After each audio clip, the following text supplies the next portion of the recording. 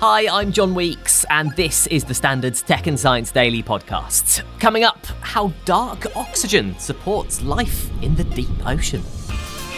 But first, here boy. Why are you looking sad? Well, new science suggests it could be because you're stressed. A team of researchers led by the University of Bristol have found that the smell of stress released through human sweat and breath can change a dog's behaviour and could lead to them making more pessimistic choices. In the study, they placed a dog bowl in specific locations, one with a treat, one without, and then introduced a new bowl in between the two to see how quickly the pooches would approach the new one. The dogs were exposed to either no odour or the sweat and breath samples of a stressed or a relaxed person. According to the findings, the stress smell made dogs slower to approach the new bowl, but this wasn't the case after they'd been exposed to the relaxed odour. The researchers said this pessimistic response reflects a negative emotional state and could possibly be a way for the dog to conserve energy and avoid disappointment.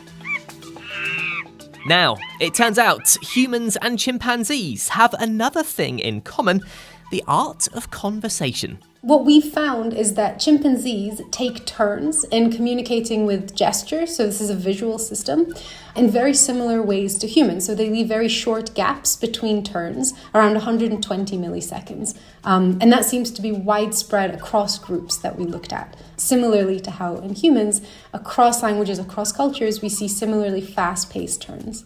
Dr. Gal Badihi, postdoctoral research fellow at the University of St Andrews, was part of the team behind this latest research. It's based on up to 20 years of data from chimps living in rainforests and woodland in Uganda and Tanzania.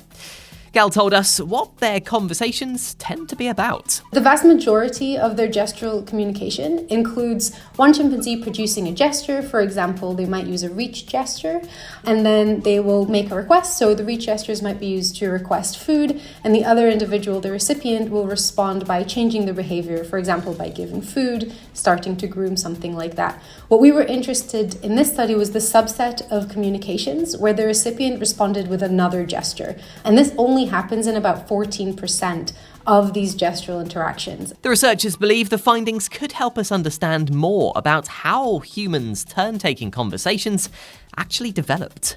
This really fast-paced turn-taking, specifically in face-to-face interaction, we thought was something that is kind of human unique, something that only humans do. So now we see that in chimpanzees, like humans, they also have this fast-paced face-to-face communication. So it suggests that this kind of structure evolved at least before the last common ancestor of humans and chimpanzees. A London police officer who called 999 to report an emergency while high on magic mushrooms has resigned. The officer, known as Officer X, took the Class A drug in August last year after drinking alcohol and while on medication. He called 999 claiming that his friend had jumped into the River Thames, prompting a police response. At a misconduct hearing, Commissioner Peter O'Doherty said Officer X had a record of excellent service in the force, and he was struggling with mental health issues and was also under stress at work. Officer X resigned in January this year, before the misconduct hearing took place. Now, think back to GCSE science and that big table of chemical elements. Can you remember the symbol for dark oxygen? Well, the chances are, no, you can't, because it's a new discovery made in the pitch-black darkness of the Pacific Ocean's floor. Researchers from the Scottish Association for Marine Science discovered that metals on the deep ocean floor produce this dark oxygen 13,000 feet below the surface to support sea life living in complete darkness. They found that polymetallic nodules on the seafloor actually produce electricity between them, which, when mixed with the salt water, can lead to oxygen production. Experts have called these groups of nodules geobatteries, which they believe could explain this production of so-called dark oxygen. Coming up, why you might avoid a mid-contract price hike, and how elephants let each other know it's time to go. Stay up to date with the latest tech and science news. Hit follow during the break.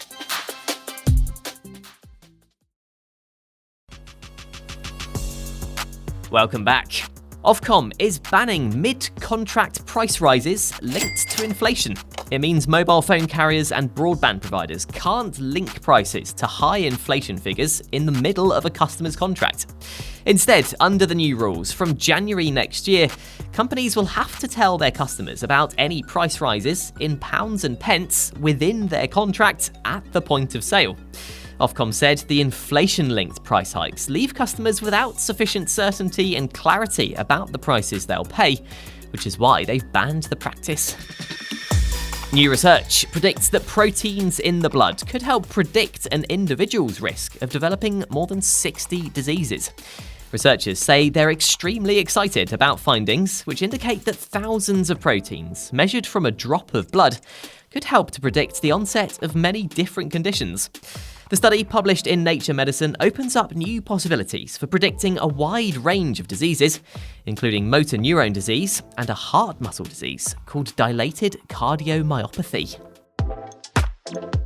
And finally, us humans often find it quite difficult to know when to move on, but it turns out for elephants, there's quite an obvious signal. Researchers have found that male elephants signal that it's time to move on from their location by letting out a sophisticated deep growl. For the first time, scientists from Stanford University and other institutions have witnessed and documented male elephants using the Let's Go rumbles to signal the start of group departures from a waterhole in Namibia.